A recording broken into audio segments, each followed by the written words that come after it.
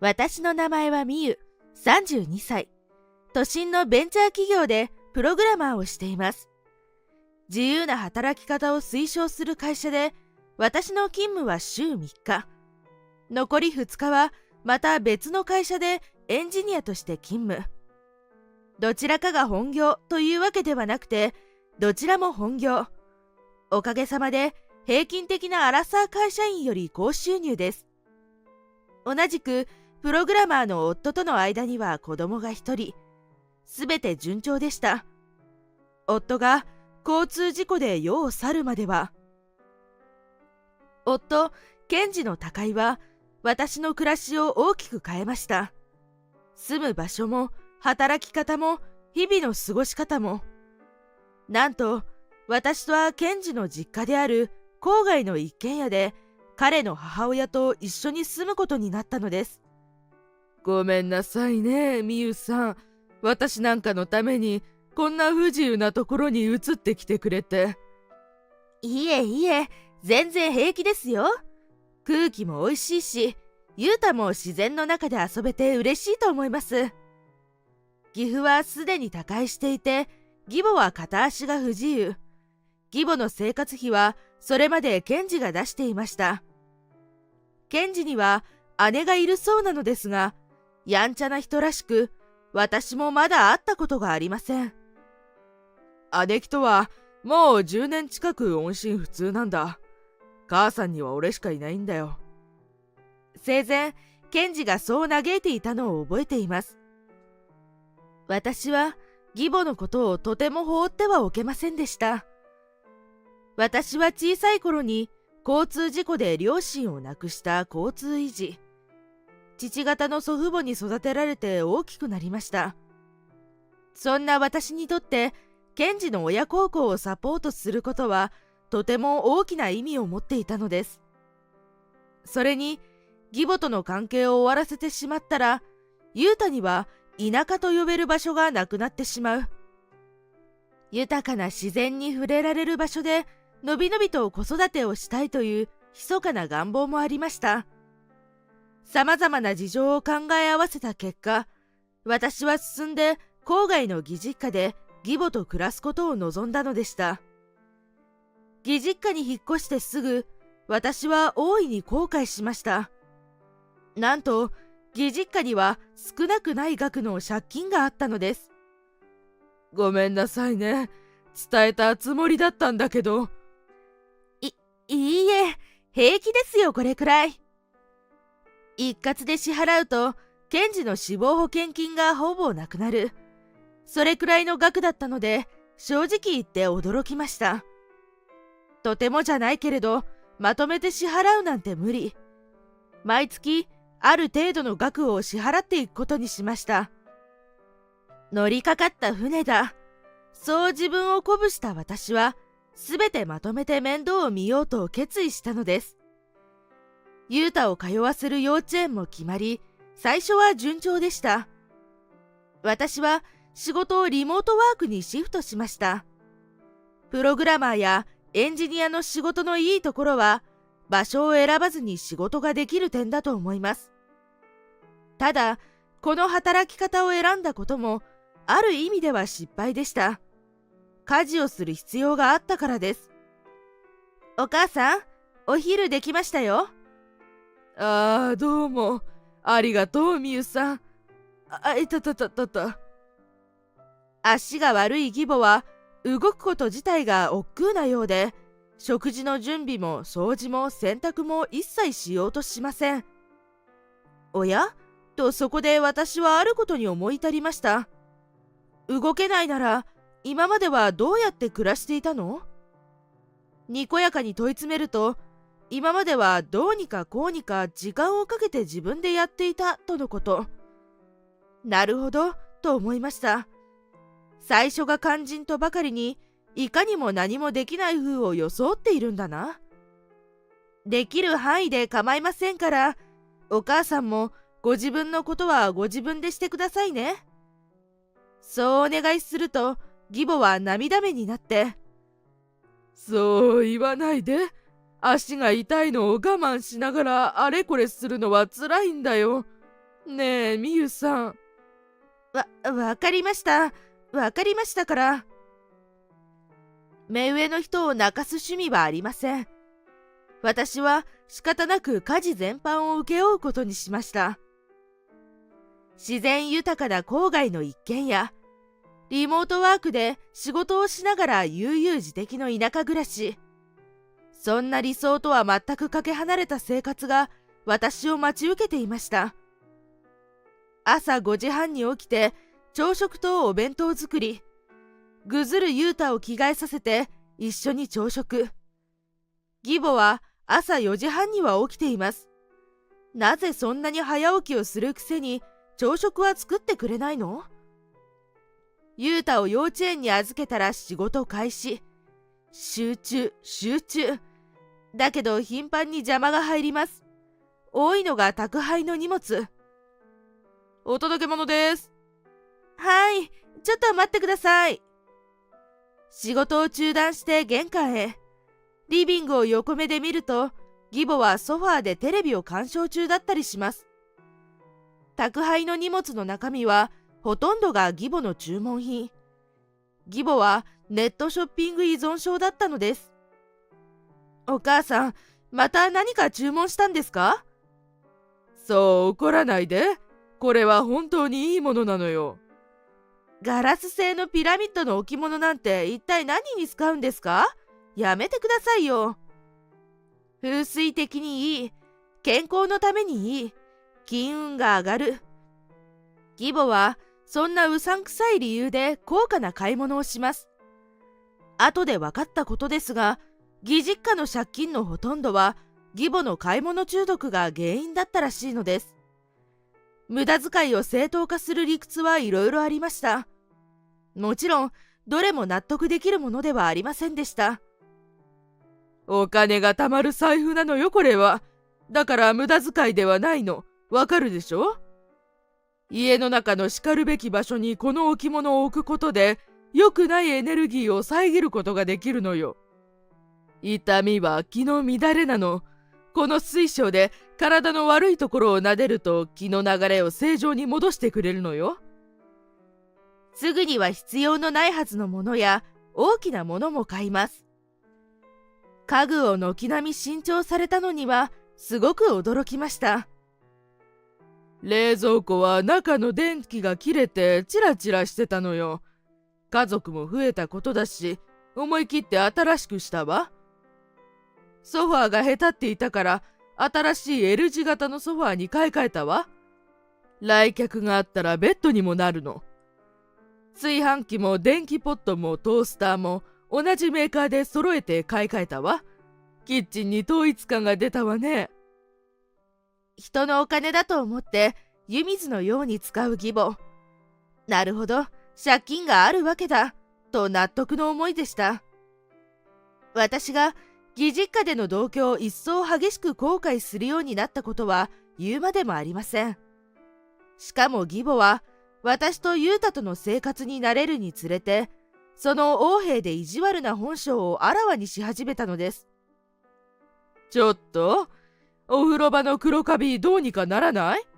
入るたびに目障りで仕方がないのよね。はい、なんとかしてみます。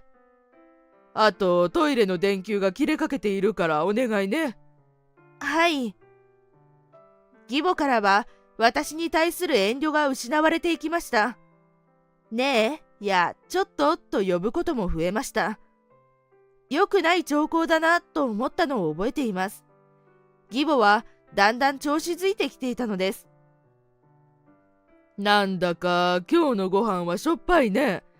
都会の人の味覚は田舎者とは全然違うみたいだね。そうですか？いつもと同じ味付けですけど。いや違うね。なんだかわざと味付けを濃くしているような気がするんだけど。してませんってば、大丈夫ですよ。味付けに文句を言うだけではありません。掃除や洗濯の仕方についても注文が増えました。私はできるだけ仕事に集中する時間を確保したくて、ロボット掃除機を買おうと提案したのですが。ロボット掃除機？ダメダメ。そんな妙なものに我が家を這い回れたくなんかないよ、私は。そんな、みんな使ってますよ。この家はただでさえ広いですし、掃除の手間を考えたら。やめておくれ。ほうきとはたきと濡れ雑巾。これが掃除の基本。うちじゃそれ以外は認めないよ。家事の時短を目的に導入しようとした食洗機も同じような理由で却下されてしまいました。機械なんかに任せてしつこい油汚れが落ちるわけないじゃないか。横着せずに手で洗いな、手で。横着しようなんて思っていませんよ。少しでも仕事をする時間を確保したいだけなんです。どうだか、最近の人は何でもそうやって機械任せ、手抜きすることしか考えないんだから。一緒に生活するからには少しでも早く打ち解けたい。初めのうちはそう考えたこともありました。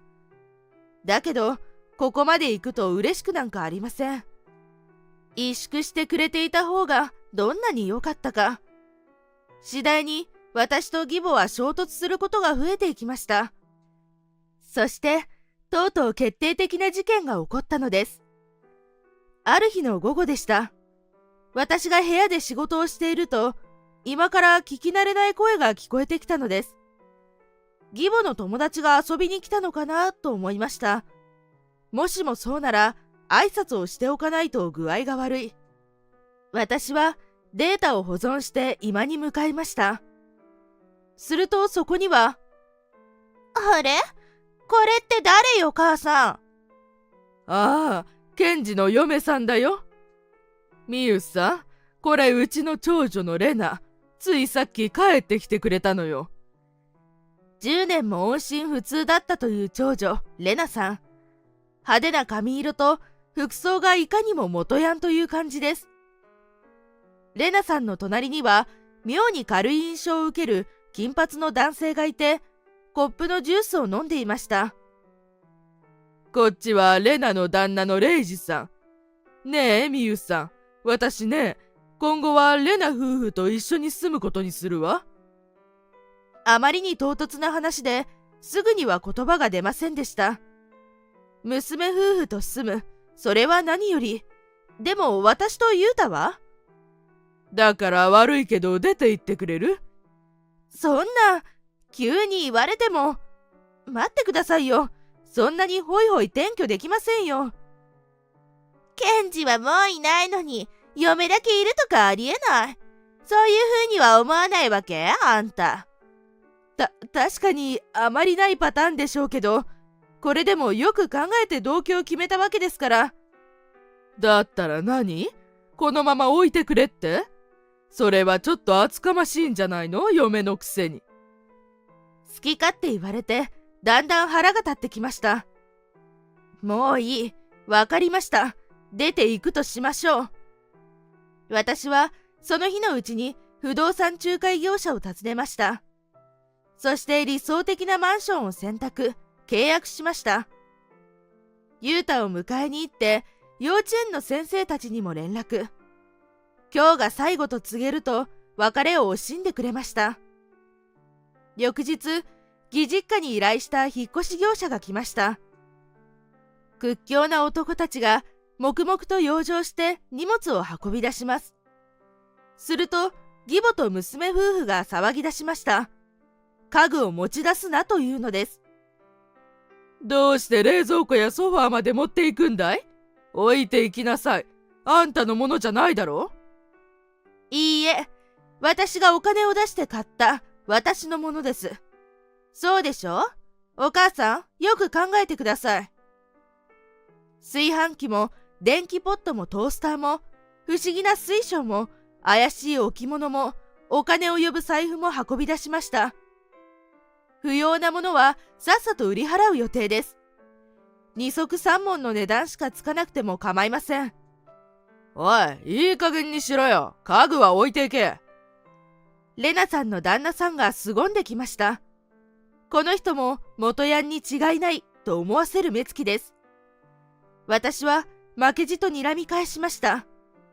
こんな連中に負けてたまるかという気持ちになっていたのです。絶対に嫌です。これらは私のお金で買ったもの。欲しかったらどうぞ自分のお金で買ってください。そんなこと言わずに、ねえ頼むよ、みゆさん。話している間にも業者はどんどん作業を続けます。やがて部屋の中はすっかり寂しくなりました。業者の車が出発するのに合わせて、私もユータを連れて義実家を後にしました。とても爽快な気分でした。都心のマンションから見下ろす夜景は格別でした。田舎暮らしではとても味わえない趣があります。入居前、私は役所で姻族関係終了届を提出しました。これで晴れて自由の身、検事の家族とは無関係です。その後、私は数日かけて新しい環境に慣れました。ユータをすぐに幼稚園に預けられたのが良かったです。仕事は相変わらずリモートで、毎日とてもはかどります。ユータを寝かしつけて、私も寝ようとした時でした。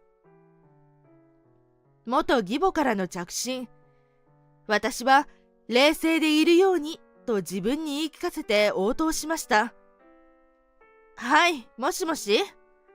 ああ、みゆさん、よかった、やっと出てくれた。ここ数日、元義母からは何度も着信がありました。本当に忙しかったので、すべて無視していたのです。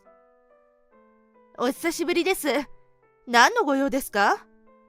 何のご用って。ねえ、みゆさん、あなたさえよかったらまたこっちで一緒に暮らさない？はい？どうしてですか？それが、レナとレイジさんには、あなたみたいな生活能力がなくて。娘夫婦の目的は、ただで住める家だけだったそうです。というのも、彼らは多額の借金を抱えていたのでした。元義母の厄介になって、あわよくば貯金をかすめ取り、借金返済に充てようと考えていたようです。ところが、元義実家にはお金なんてなかった。あったのは借金だけ。しかも今や家具もない。当てが外れた娘夫婦はしばらく荒れていたそうです。それはそうだろうな、と私も彼らに同情しました。レナもレイジさんもこっちで仕事を見つけたんだけど、出勤初日から人間関係で問題を起こしてね。出勤初日からですか？やんちゃですね。噂にたがわぬやんちゃぶり。旦那の方に至っては乱闘の末、上司を殴ったそうなので手に負えません。一体何が気に入らなければ職場で乱闘などするのか。やんちゃな人たちのすることは理解に苦しみます。だからね、お願いよみゆちゃん。年寄りを助けると思ってもう一度一緒に住んでちょうだい。仮に一緒に住むとして、娘さん夫婦はどこにお住まいになるんですか？それは、ここに一緒に。やっぱりそうですよね。つまりあなた方は私の財布にしか興味がないんでしょ？そうじゃないわ。それは違う。聞いて。結構です。稼いだお金を勝手に使われる生活なんて私はもう送りたくありません。切りますね。ああ、待って。みゆちゃんお願い。家族でしょ？もう家族じゃありませんよ。役所に届け出したので。私たちの姻族関係はとっくに終了しています。そんな。それでは、さようなら。待って、みゆちゃん。みゆちゃん。その後、風の噂で聞いたところによると、元義母と娘夫婦はまだ一緒に暮らしているようです。娘もその夫も定職にはつかず、単発のアルバイトをいくつもこなしながら生活しているのだとか。そんなにも生活能力が乏しいにもかかわらず、子供までできたようだというので哀れです。きっと子供の児童手当を当てにしながら細々と生きていくことでしょう。義母の借金の返済は滞りがちで、ポストには督促状や催告書が投函される毎日。義母本人がコツコツ返しているようですが、いつ返済し終わることやら見当もつきません。当然ながら元義母も以前のように自由にネットショッピングをすることはできません。娘に探してもらったパートの仕事に出かけて、痛む足を引きずりながら働く毎日なのだとか。少しは運動した方が体のためにもいいでしょう。元義母的にもこれで良かったのかもしれません。私はというと、都心の素敵なマンションで息子と毎日楽しく過ごしています。仕事もプライベートも順調、昇進も決まりました。初めて部下を持つ立場になるので楽しみです。今度、同僚の誘いでマチコンに参加することにしました。まだまだ人生はこれから。私は幸せを諦めません。世の中にはいろいろな人がいるものです。子持ちのバツイチでも OK という人も必ずいます。焦らずに素敵な人を見つけてみようと思います。ネットショッピング依存症ではない素敵な人を。